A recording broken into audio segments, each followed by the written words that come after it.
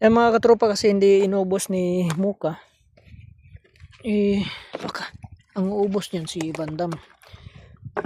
Yan, ubusin ni Bandam. Ito si Maarte kasi ito Maarte ka kasi.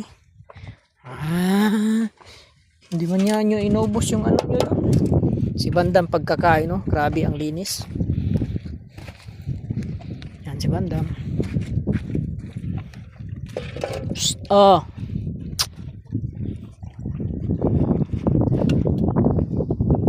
Psst. Yan, paubusan natin kang Bandam yan.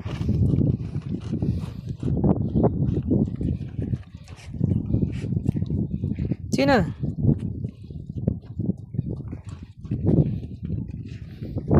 Ito, ayan, ayan lahat to. Nag-aabang pati si Kuya Eko. Si Kuya Eko. Kuya Eko. Dito. Shake hands. Shake hands ba? Shake hands. Ito. Yan. Shake hands yan, Kuya Ek. Yan. Ayan si Bandam. Kailangan bantayan kasi inaaway ni Kuya Ek at saka ni Mami Muka kaya hindi nakakakain.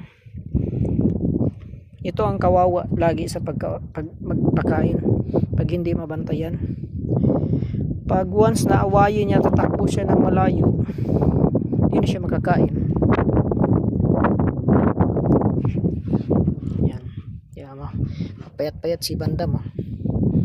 Kailan pag makabili tayo ng biskwit, Bandam, makabili tayo ng biskwit, marami-rami na yung pagkain na.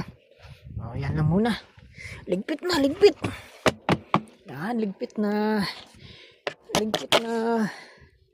Ganun lang.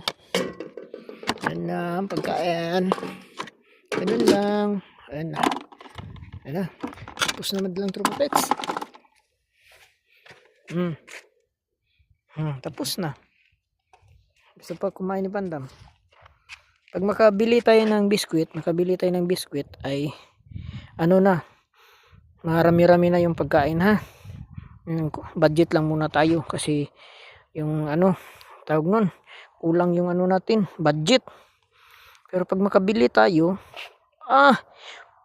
mabusog na yan, sakto na yung busog. Pero ngayon budget lang muna kasi 2 buwan na tayo walang sahod.